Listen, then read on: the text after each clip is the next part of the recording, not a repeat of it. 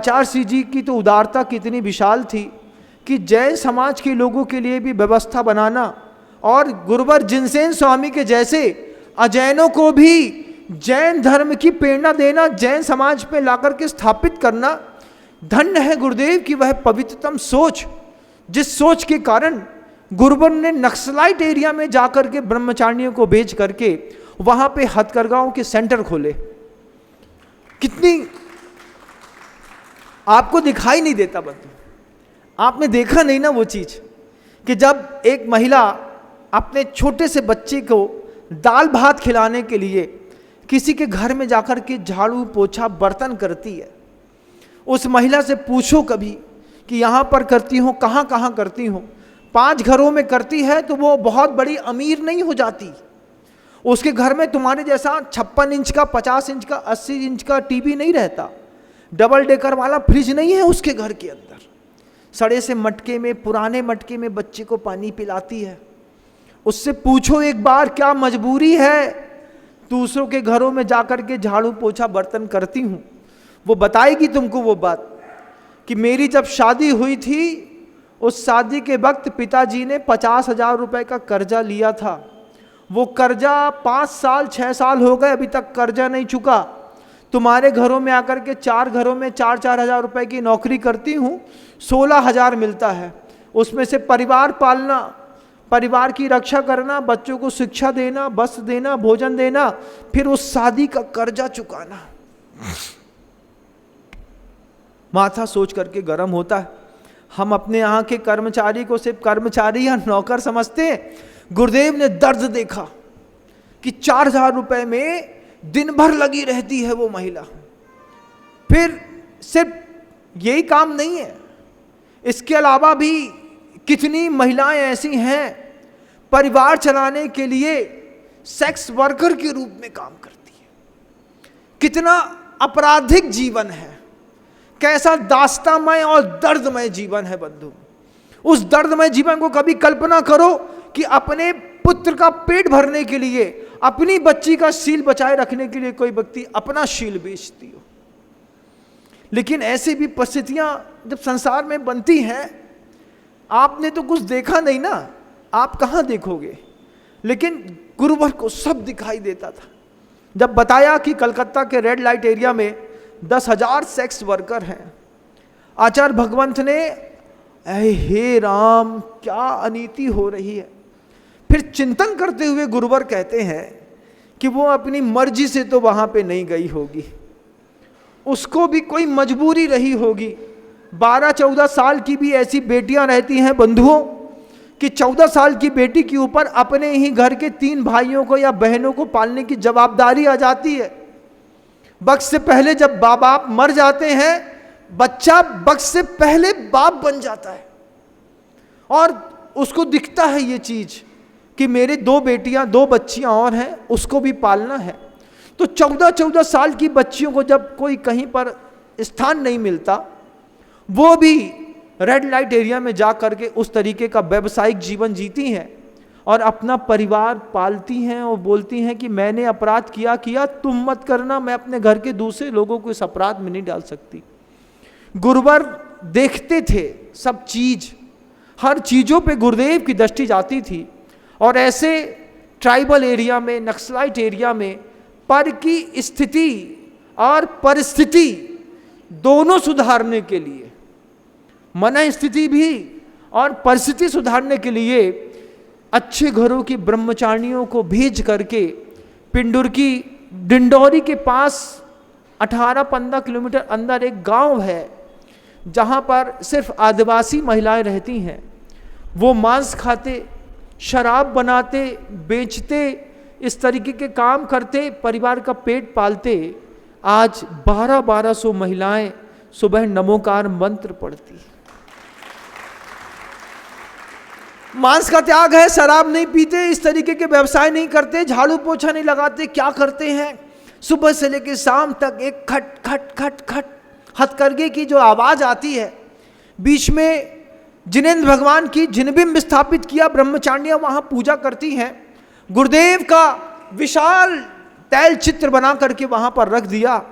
वे महिलाएं रोती हैं, कि हमारा भगवान इस सृष्टि से चला गया। हमको तो संवेदनाएं उतनी है नहीं, बड़े घर के लोग हैं, लेकिन जिसका जीवन गुरुदेव ने बदला है, एक बार उससे पूछो एक देवता के जाने का दर्द क्या होता है। वो बताएगी कि अमरकंटक गए थे, गुरुदेव के चरणों में बैठ करके छोटा सा पेट का बच्चा सामने जब रखा कि भगवान आपके आशीर्वाद से ये लड़का संतान आई है, ये आपको संभालना है। गुरुदेव आश्वासन देते रहे कि हाँ मैं आऊँगा आऊँगा आऊँगा, और आते आते अनंत की यात्रा पर निकल गए। सोचो जब घर में रात में 1 घंटा लेट पति आता है तो पत्नी को कितनी चिंता होती है। उनका तो परमात्मा निकल गया उनके जीवन के बीच से, क्या दर्द होगा, कैसे वो जीते होंगे।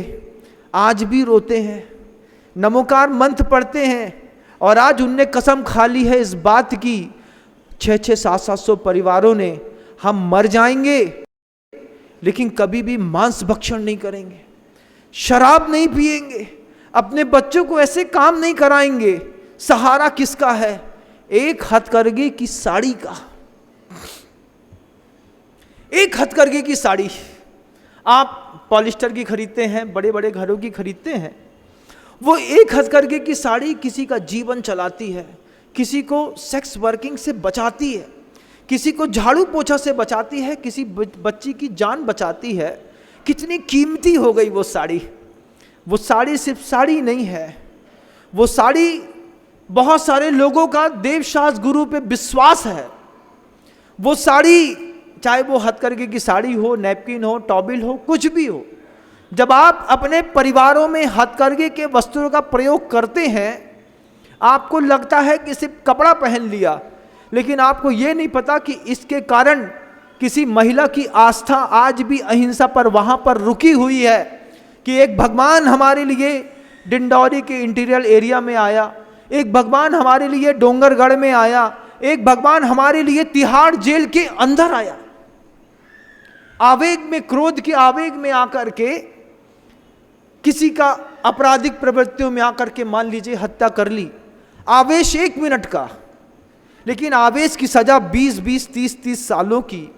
तिहाड़ जेल के अंदर गुरुवर ने हथकरघा खोला और वहां खोल करके लोगों से, उन अपराधियों प्रवृत्ति के लोगों से कहा, हथकरघा चलाइए, थोड़ा मानसिकता स्वस्थ करिए। आपस में रह करके जेल के अंदर वो लड़ते थे, हथकरघा चलाते हैं, महीने का 40-40 हज़ार रुपए पैदा करते हैं, और उस 40,000 रुपए से वो हथकरघे, वो तिहाड़ जेल के अंदर है, बाहर उसकी पत्नी की लाज बच रही है, उसको साड़ी मिल रही है, बच्चों को एजुकेशन मिल रही है, बच्चों को कपड़ा मिल रहा है। ऐसा धरती का कोई देवता इस धरती से उठ के चला गया। क्या क्या दे गए हमको। अमीरी और गरीबी के बीच का वो जो एक सामाजिक व्यवस्थाओं में बहुत बड़ा भेद पड़ गया था, उस भेद को काटने के लिए आचार्य श्री जी ने सबसे पहले डिसेंट्रलाइजेशन पॉलिसी लेकर के आए।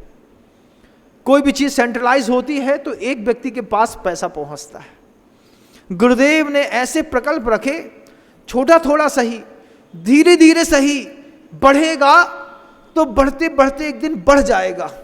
आज जरूरत है उस गुरुदेव के प्रकल्प में हमको एक क्रांतिकारी आग लगाने की।